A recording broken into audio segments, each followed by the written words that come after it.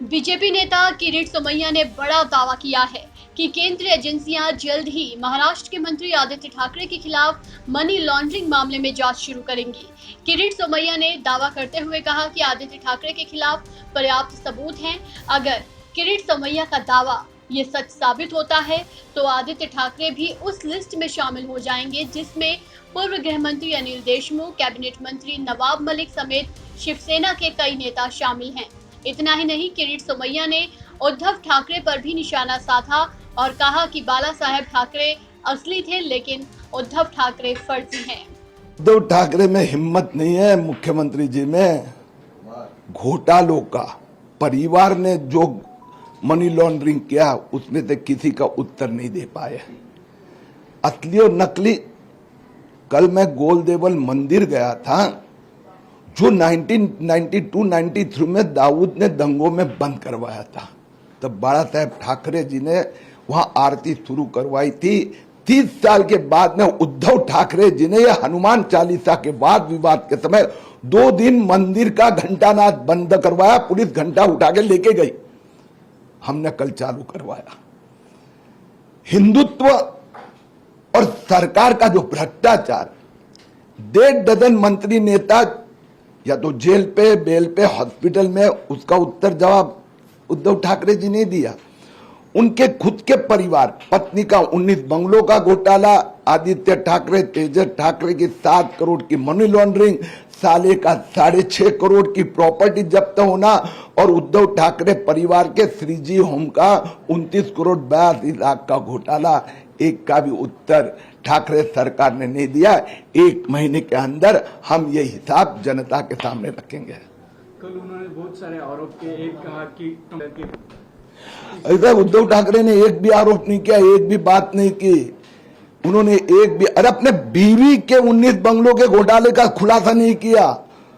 और जो tomato ketchup की बात करते हैं तो उद्धव ठाकरे जी दूसरे दिन आपने आपके पूर्व महापौर को, महाडेश्वर को जेल में क्यों गिरफ्तार करके डाला? किरीट सोमैया के हमला करने के कारण। जो आपके पुलिस ने पंचनामा किया है कि किरीट सोमैया की जान बच गए।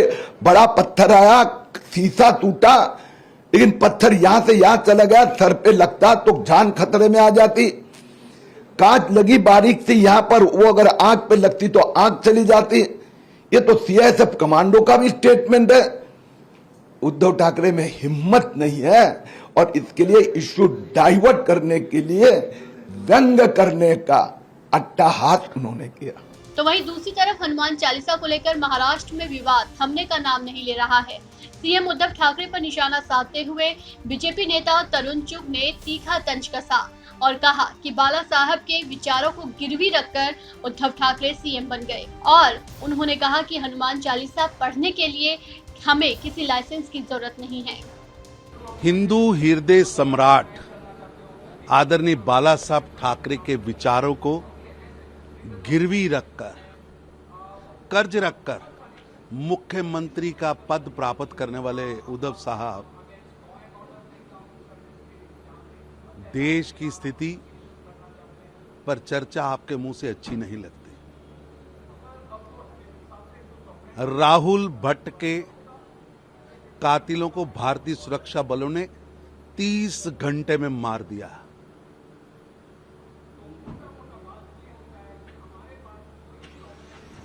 देश के अंदर नरेंद्र मोदी जी की सरकार है, जिनके साथ आपने सरकार बनाई है वो तो आतंकवादी घटना पर सफेद झंडा दिखाते थे। आतंकवादी हमले के बाद पाकिस्तान से क्रिकेट खेलना बंद करते थे। लेकिन नरेंद्र मोदी की सरकार है जो आतंकवादी को कुचलती है। हमने आतंकवाद भी खत्म किया है और आतंकवादी की आयु भी कम की। आप हमें कह रहे हैं हनुमान चालीसा, अब देश में नए मुगल आ गए हैं। हनुमान चालीसा कहां पढ़ना है, कब पढ़ना है, उसकी परमिशन अब नए मुगल उद्धव साहब देंगे। और हो सकता है उद्धव साहब हनुमान चालीसा में उन्हें इतनी घबराहट है, इतना डर पैदा हो गया हनुमान चालीसा से, ये नए मुगल कहीं उस पर नया जजिया ही ना लगा दे।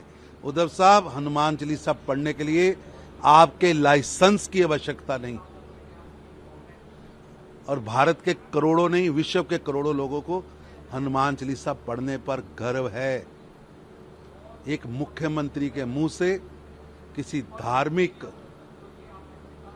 मंत्र पर इस तरह का बयान घटिया भी है और गैर संवैधानिक भी है, गैर कानूनी भी है।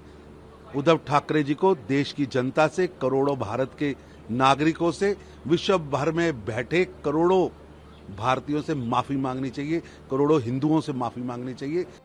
हनुमान चालीसा मामले में इन दिनों उद्धव ठाकरे सरकार और बीजेपी के बीच जमकर वार पलटवार का दौर जारी है। उधर उद्धव ठाकरे ने भी बीजेपी के खिलाफ मोर्चा खोला हुआ है। बीजेपी को घेरते हुए उद्धव ठाकरे ने कहा कि हमने बीजेपी के साथ अपने गठबंधन के कारण अपने ही 25 साल बर्बाद कर दिए। हमारे साथ जो नकली हिंदुत्व पार्टी थी वो देश को नरक में ले गई है।